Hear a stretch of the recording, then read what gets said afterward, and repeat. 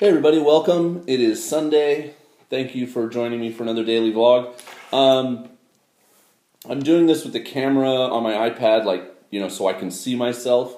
So I think that's not HD. It's a lower quality, resolution. But I'm assuming a lot of you don't click on the HD toggle and watch the videos in HD at 720p. You just watch whatever your default YouTube setting is. Especially if you're watching on your iPhone or something. I did show you my new iPhone case, right? Batman and Superman, drawn by Jim Lee. Kakui. If you're a nerd like me.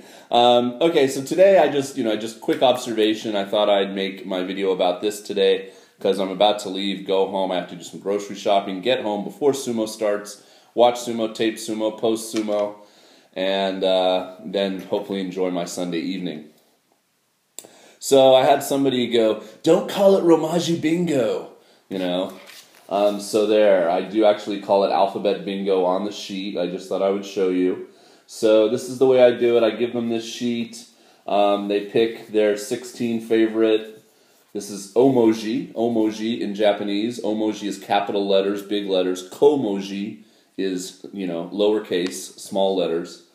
So they pick their favorite and they write them in the grid, and then we play bingo.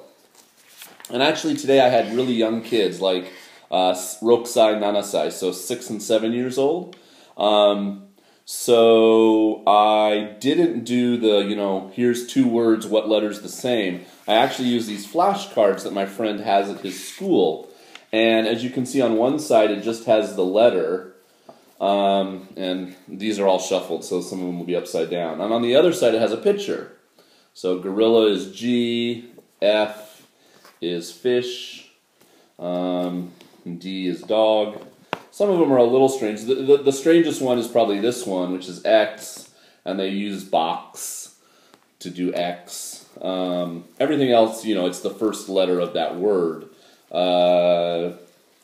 There's one that I'm like, they could have picked a better... Oh, I. The letter I. I mean, I is tough. There's not a whole lot. Ink. Ice cream is the common one you'll find on flashcards. They picked igloo, which, how relevant... When will they ever need to know the word igloo in their life? But it's made of ice, so I don't know. But, the other ones are pretty standard. Cat, umbrella, etc. So what was interesting is these kids have been coming to this teacher that I'm subbing for many years. And I've actually, 2 years ago when I did the same spring vacation subbing for him, all these same students were the same students. So they were actually 5 years old when I saw them 2 years ago, and now they're 6 and 7.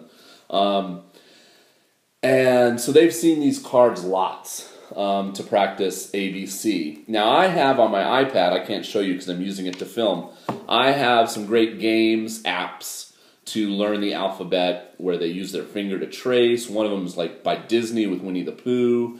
Another one, it asks them, find the letter that makes the sound eh. And they have to go egg, E, okay, and then touch an E.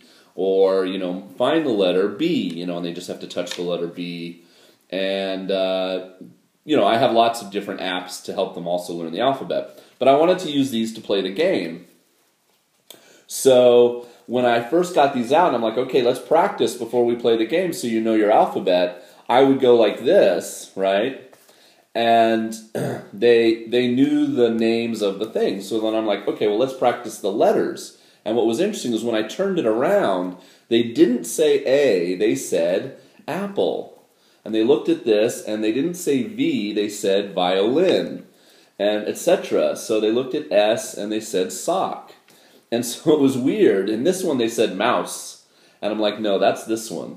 This is W. And if I went wah, they go, oh, watch. And they got it, right? So it's obvious that they really had, memorized these cards.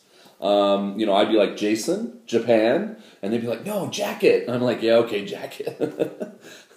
So that was interesting that, that they knew the pictures, but they didn't necessarily know how to say the letters. And it got reinforced because after they wrote their letters, I went to each student. I only had 3 in my first class and 3 in my second, so it was easy for me to give them individual attention.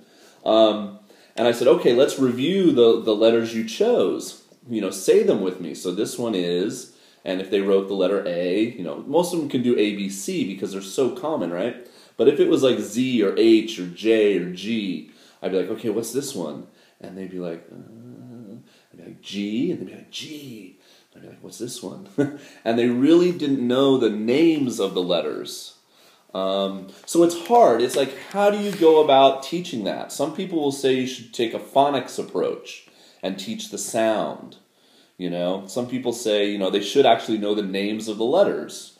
Because when you want to spell a word, for instance, I'm not going to say, this is how you spell blue. B-L-U. I'm going to say B-L-U-E, right? So you need to know the names of the letters and the sounds, and it's like, well, which step comes first?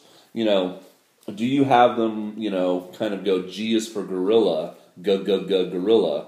O is for octopus, and they look at an O and they can say the word octopus, but they can't say O.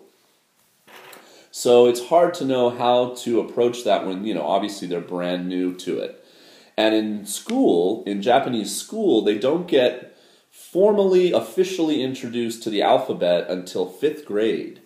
That's when they start having a book and they're really supposed to start to learn the letters. But even then, they're officially not supposed to know how to write them until 7th grade, their first year of junior high.